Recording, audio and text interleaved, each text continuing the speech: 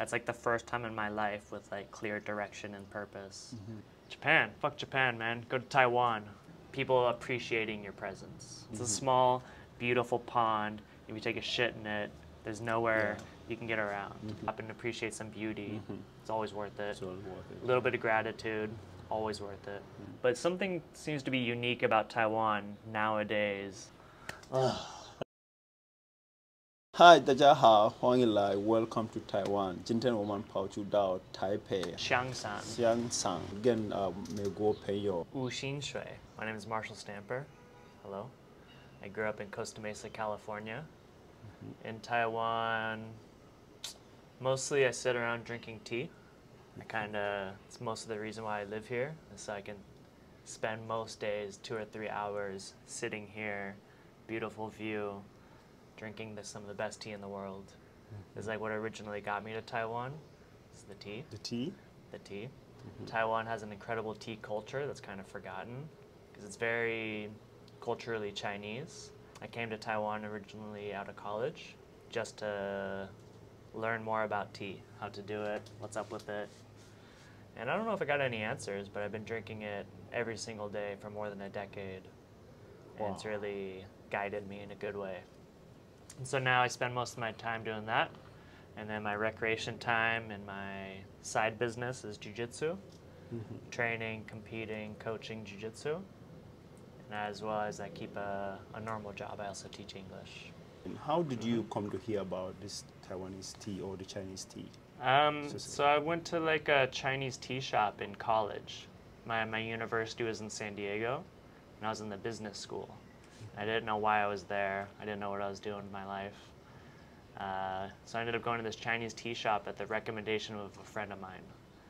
And we kind of thought like, oh, you show up at the Chinese tea shop, it's gonna be like a 70-year-old Chinese man. Wasn't like that at all. I was a young white man just sitting there making tea for people, just like I'm making for you. You come, you sit down with this man. Thank you. Gives you a cup of tea for free, no questions asked. The only questions are friendly. How you doing? What's your name? What's going on? And then I was just so intrigued by it. This guy, he would just sit there reading philosophy books, like the Tao Te Ching or many other books, and sit and talk. And having that in comparison to business classes really opened my brain in a way that even now I don't really understand it, but like it just led to new pathways in my mind. And so it came time to finish university, graduated, degree in accounting, can you tell? And I didn't know what to do with my life. And I saw on a job website, there's a job teaching English in Japan. And my imagination went wild. I was like, that's crazy. It was the same salary as like accounting jobs in San Diego to go teach English in Japan. So that got my mind churning. I went to this tea shop. I'm so excited to tell someone. I turned to someone who I don't even know. I go, I saw a job. I can go teach English in Japan. And without looking, this guy, he's, Japan, fuck Japan, man. Go to Taiwan. I was like, interesting. Okay, noted. Taiwan. But that got my mind going. I went home, saw what is Taiwan. I had no idea. People growing up in America, they don't hear anything about Taiwan, let alone good things. You know, it's always possibility of war, semiconducting chips. And then I just saw like it's incredibly beautiful. The tea here is incredible, and like it's a very livable place. So I showed up to Taiwan. I went around the island. I hung out. Americans are allowed to stay here 3 months until you gotta fly somewhere else. And so I went to a couple other countries. Went to Bali. I was like, oh, I can't live in Bali. Went to Thailand. I was like, ugh, shouldn't live in Thailand. Great places to visit, not great places to set up and live a life. Taiwan is a much more livable place. It's safe. Teaching English here is, it's an all right salary for the work, and I can have time to pursue my weird interests. Very interested. Yeah, so I showed up in Taiwan at $1,000 American. It's not much. I got an apartment within 3 days. Showed up, there's a website that was not really active anymore at school in Thailand. Maybe you were on this when you first came to Taiwan. Very fun. You know what Muay Thai? And so I got an apartment, national sport of Thailand. More than half my money gone. So you can And I had to get a job real quick, a knee in the face. And so there's a bunch of these English teaching recruiters that kind of get you in subbing And so I went there, I got punched in the face, started crying. I came like, here. okay, I can't do this. It was April when I was like looking for a job. In the school semester, that's the worst time. That's the end of the year. Yeah. And so it was really a struggle for the first couple months, and then I started getting some English teaching work, and a lot of it was terrible jobs. And so it was very unfulfilling for many years. But what kept me here was I found good tea deals almost immediately. Especially my first trip, I hung out at this very fun tea cult, tea and meditation center in Miali, where they're very secluded. There's a wise master. How do you know about that place? The same tea shop in San Diego. Someone just told me about it there. And he didn't really know about it. He's just like, oh, I saw this online. Maybe it's worth checking out. I ended up staying at that place for 3 weeks. They wake up early, they meditate, they drink the best tea in the world, loud rock music at the time. Were they foreigners or they were Taiwanese? So the main guy is a foreigner, and then most of the students are as well, but some local people pass through. Yeah. So I got this teapot from them. They made it or commissioned it, I'm not sure. And this tea style, like drinking out of big bowls, this is their style. Most tea in Taiwan, you drink out of little cups. You've seen that before? Yeah, yeah. And the way we drink out of a bowl is you gotta wait until it's comfortable in your hands, right? If it's burning your hands, it's not worth it. It's not worth it. Yeah. And the reason we drink tea like this is like this bowl and the next bowl will be wildly different experiences. Yeah. And so you drink tea to settle the mind, focus on something, and then it feels in your body is good. You can trace the motion through your body, and afterwards you go to the bathroom, have a good time. It's a very healthy activity. And how do you get into this jiu-jitsu? In jiu-jitsu, I started that in San Diego as well, in college. My senior year of college, I started training jiu-jitsu with a pretty traditional style. It was a Brazilian man. He was never on time, spoke very little English. Because I was at a university at the time, and universities in America, especially beach towns, big parties, but not very friendly, right? If I walk into a party and I see you, not big odds that you're gonna, hey, nice to meet you. Yeah. It's a little more competitive or something, right? We're both after the same girls, or the same space, the same beer, something, right? A little standoffish, a little posturing.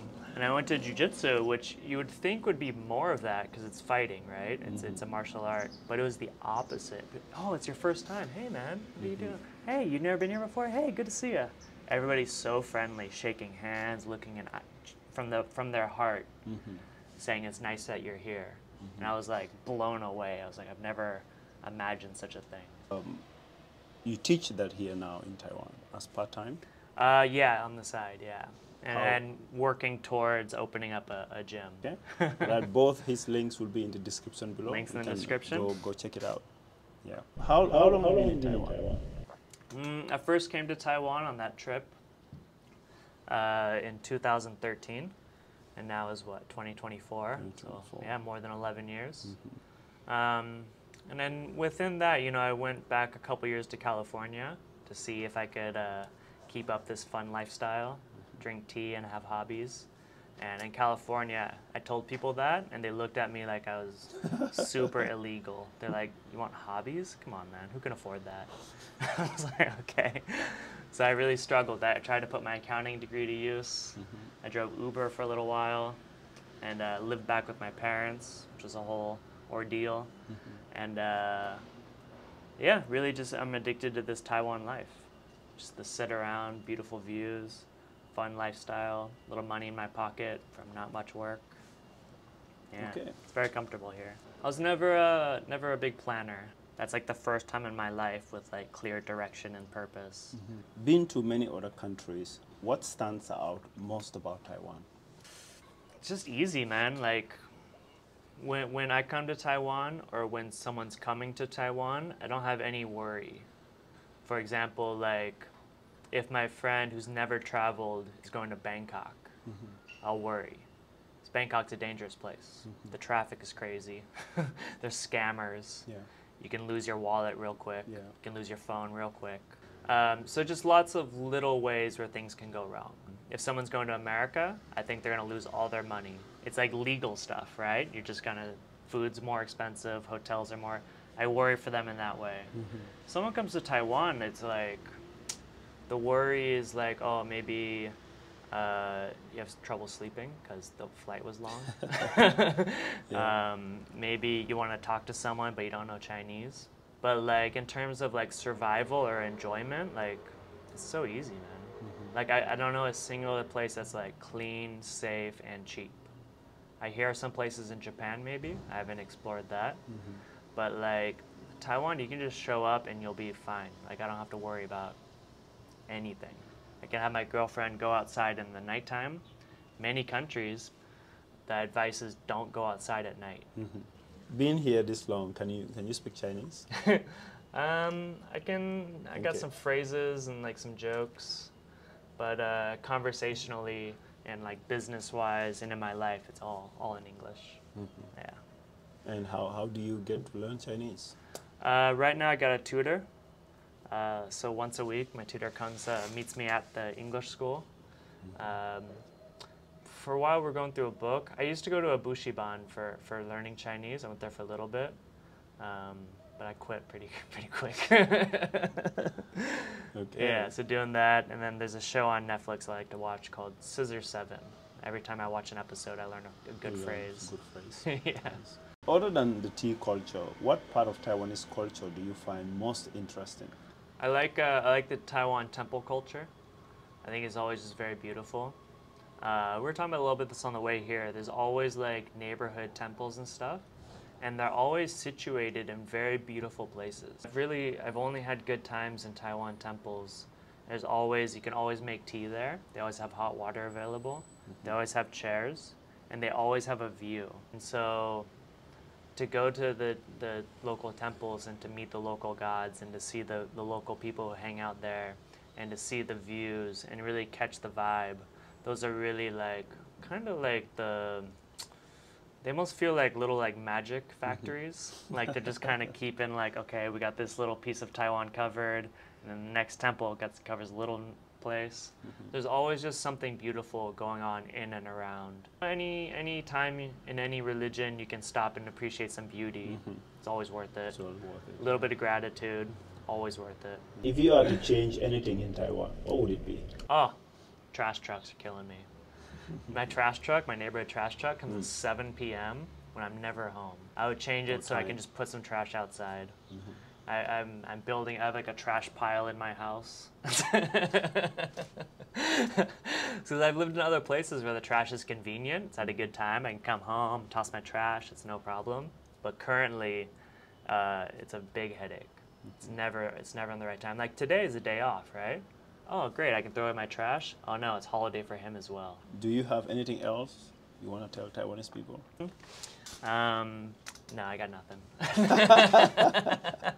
This is my chance to. No. Thank you very much for giving us this time to share your story and perspective on Taiwan, and hope you continue to prosper here in Taiwan. Thank you very much for watching, and if you haven't subscribed yet, please don't forget to click that subscription button, like the video, and help us share if you can.